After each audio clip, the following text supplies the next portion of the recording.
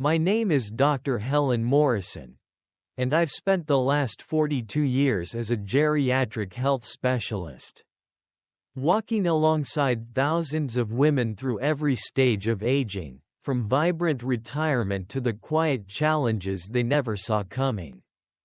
But let me tell you a story that still sticks with me. It was a Wednesday morning, and Margaret, a strong, witty 67-year-old widow, came into my clinic in tears. Not because of a life-threatening illness, but because of something that stole her confidence every day: urine leaks. It started with a little dribble when I laughed, she whispered. Then it was rushing to the bathroom in the middle of church. Now, I can't leave the house without mapping every restroom.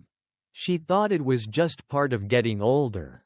But here's the truth I shared with her, and the one I want to share with you. Incontinence is common, yes, but it is not inevitable. In fact, 8 daily habits, most of them so small you'd never notice, could be silently making your bladder problems worse. And the best part? When you understand what they are, you can take back control. So let me ask you this. Are you tired of planning your day around your bladder? Do you want to stop feeling embarrassed, frustrated, or trapped by leaks? Then stay with me, because in just a few minutes, I'll reveal these 8 hidden habits and show you simple, science-backed ways to reverse the damage and feel confident again, without pills or surgery. You don't have to accept leaks as your new normal. There's a better way, and it starts today. You see, one of the biggest myths I hear, and I've heard it thousands of times, is this: it's just part of getting older. Right? But let me be clear. Urinary incontinence is not a normal part of aging. Yes, our bodies change as we get older. Muscles weaken, hormones shift, and even our bladder capacity shrinks. But that doesn't mean we're doomed to live with leaks or embarrassment for the rest of our lives. I told Margaret the same thing I've told every woman sitting across from me in that little blue office chair. Leaking is a sign, not a sentence. It's your body's way of waving a red flag, not to scare you, but to wake you up. Because here's the good news. When you catch the early signs and start making small, intentional changes to your daily habits, the results can be life-changing. Things like what you drink before bed, how you sit, whether you strain on the toilet, even certain exercises that you think are helping, can all either heal or harm your pelvic floor and bladder control. There's no easy way to say it, but these habits are far more common than most people realize. And they're hurting your bladder more than you think. Here's what I shared with Margaret. 1. Drinking too much caffeine. Many women enjoy that morning cup of coffee or tea. And while it's comforting, caffeine is a diuretic. It makes you need to urinate more often, which can irritate your bladder and lead to leaks. You don't have to give it up entirely, but cutting back can make a world of difference. 2. Drinking too little water. On the flip side, many women also drink too little water thinking it'll keep them from having to rush to the bathroom. But in reality, dehydration makes your urine more concentrated and irritating to the bladder lining, leading to discomfort and leaks. 3. Holding it in. I can't tell you how many women I see who wait too long before heading to the bathroom. They're too busy or just don't want to interrupt their day. But this practice weakens your bladder over time, making it harder to control when the urge strikes. 4. Ignoring the urge to go. Similar to holding it in, ignoring the urge to urinate can also lead to weakened bladder muscles. It's important to listen to your body and go when you feel the need. 5. Overdoing Kegel exercises. Kegel exercises can help strengthen the pelvic floor muscles. But too much of a good thing can backfire. Excessive Kegel exercises can cause muscle fatigue or even tighten the pelvic floor muscles too much, leading to more problems with bladder control. 6. Not emptying your bladder fully. Many women, especially those with a busy lifestyle, don't take the time to empty their bladder completely when they go to the bathroom. Not fully emptying your bladder can leave residual urine behind, increasing the risk of infections and leaks. 7. Wearing tight clothing. Wearing tight jeans or other constrictive clothing can restrict bladder function. It can increase pressure on your bladder. And over time, this added pressure can lead to leaks and discomfort. 8. Too much sugar or artificial sweeteners. Lastly, consuming too much sugar or artificial sweeteners can irritate the bladder and make incontinence worse. These substances can inflame the bladder lining and increase the frequency and urgency of urination. Margaret looked at me in shock, her hand on her chest as she took in everything I'd just said. So, all of these habits could be contributing to my problems? She asked, almost as if she hadn't realized how much they were affecting her. First and foremost, if you don't address the root cause, your incontinence could become much worse. What started as a slight leak could turn into full-blown urinary incontinence, where you may feel like you can't control it at all. This means frequent accidents and a growing sense of embarrassment or anxiety every time you leave the house. Her eyes widened, but I could see she was processing the severity of what I was saying. Another major concern is the increased risk of urinary tract infections, UTIs.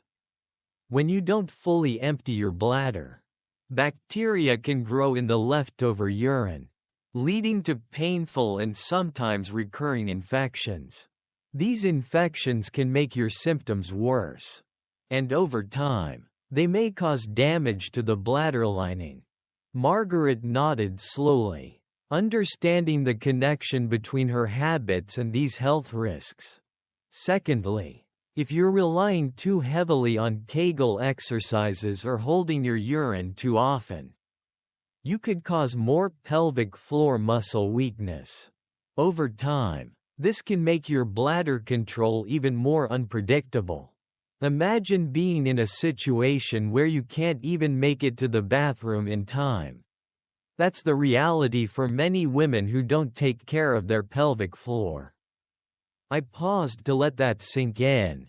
I could see the worry in her face, but I also saw a spark of determination. Finally, ignoring the problem can really affect your quality of life. The more you experience leaks and the fear of accidents, the more you may limit your social activities. You might avoid going to the store, traveling, or even having intimate moments with your partner. Isolation and depression can creep in when you feel like your body is betraying you, and you don't know how to regain control. I could see Margaret's posture straighten as she absorbed the gravity of the situation. It wasn't just about the leaks anymore, it was about taking back her confidence and freedom. The goal here is not drastic, overnight transformations, but steady, gentle adjustments that will bring lasting improvements. 1. Hydration and bladder health. First, I want you to focus on your hydration. Now, I know this sounds counterintuitive because many women think that drinking less water will help reduce accidents. But that's not the case. Dehydration can lead to irritation of the bladder, making it more sensitive and prone to leakage. Aim for about 6 to 8 cups of water a day, but avoid drinking large amounts all at once. Spread it out throughout the day. 2. Bladder training. Next, we're going to work on bladder training. This means slowly increasing the time between bathroom visits. If you tend to go to the bathroom every hour, try to stretch it to 90 minutes, and then gradually to 2 hours. By doing this, you'll help train your bladder to hold more urine, which can reduce the urgency you feel. 3. Strengthening the pelvic floor. Another gentle yet highly effective solution is pelvic floor exercises, or Kegels. These exercises help strengthen the muscles that control your bladder. I know you may have heard about Kegels before, but it's important to do them properly. You don't need to overdo it. Just a few sets of 10 to 15 repetitions, 2 to 3 times a day. This will make a huge difference over time. 4. Proper posture and relaxation. Posture plays a surprising role in bladder health. When you're standing or sitting in a way that puts unnecessary pressure on your bladder, it can cause leaks. So, I encourage you to practice good posture throughout the day. Keep your back straight, shoulders relaxed, and don't slouch when you sit. It can make a big difference, especially as we age. 5. Avoiding bladder irritants. Finally, there are certain foods and drinks that can irritate the bladder, such as caffeine, alcohol, and spicy foods. While you don't need to cut them out completely, try to limit them, especially during the late afternoon or evening. This will help reduce those sudden urges and prevent accidents at night. Margaret nodded thoughtfully. I never realized how much my coffee in the morning could affect me later on in the day.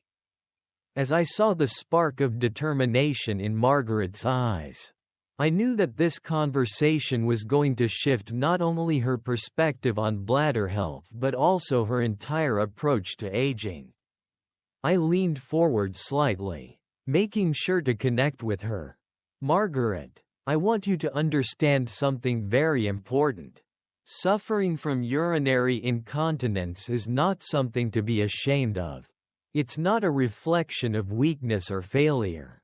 It's a health issue, just like any other, that can be managed and even improved with the right approach. Margaret looked at me, a bit surprised. She had been holding onto that shame for so long, and it was evident in the way she carried herself. I always thought it was something I just had to deal with as I got older, she admitted, her voice barely above a whisper. But now you're telling me there's hope? I nodded, offering a reassuring smile. Absolutely, Margaret. Incontinence is a common issue for many women as they age. But that doesn't mean it has to define your life or cause unnecessary distress. The key is understanding that it's treatable, and the sooner you address it, the better the outcome. I paused for a moment, looking into her eyes to make sure she truly grasped the message. The first step is to change your perspective. Don't see this as something embarrassing or beyond your control. It's just a part of the body's aging process. But with the right care, attention, and lifestyle changes, it can be improved. Don't let fear or shame keep you from seeking help. Margaret nodded slowly, and I could sense a shift in her mindset. I continued, you don't have to fight this alone, either. One of the most powerful things you can do is talk to your doctor about it. Share what you're going through. We, as healthcare providers, are here to help, not judge. In fact, we have specialized treatments and advice to offer. Whether it's physical therapy, bladder training, or medications, the most important thing is that you take that first step in opening up. I watched as Margaret seemed to relax, her shoulders lowering from the tension she had been carrying for so long. I think I've been holding myself back for too long. I've been too embarrassed to ask for help. I understand, I said gently. But now, Margaret, you are empowered. You've taken the first step by seeking answers. And the next steps are all about action, changing habits, exercising your pelvic floor muscles, and most importantly, talking to your doctor regularly. These are the keys to taking control. Margaret smiled, a genuine sense of relief washing over her. It feels good to know I'm not alone in this. I could see that she was starting to believe in the possibility of a better future. And remember, this journey is about more than just controlling incontinence. It's about embracing your health, your body, and your life with confidence. Don't let any condition, big or small, hold you back from living fully. You're not defined by this, Margaret. You are defined by how you choose to take action and take care of yourself. In today's video, we've explored how something as common as urinary incontinence shouldn't be seen as a natural consequence of aging but rather as a health issue that can be managed with the right approach. Dr. Helen Morrison's advice emphasizes that open communication, lifestyle adjustments, and seeking professional help are key to improving bladder health.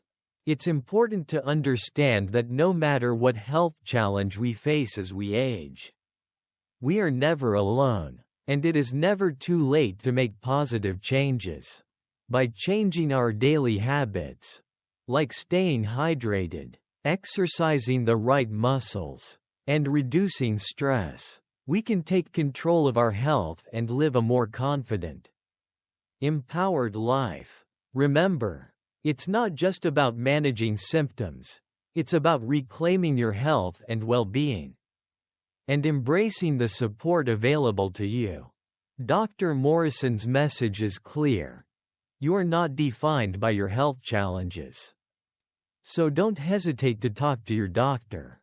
Seek solutions, and embrace your full potential, no matter your age. If you found this video helpful, please like and subscribe to Senior Moments Matt. We'd love to hear your thoughts and experiences. So leave a comment below. Share your own story, or ask any questions you might have. Let's continue this conversation and support each other on our health journeys.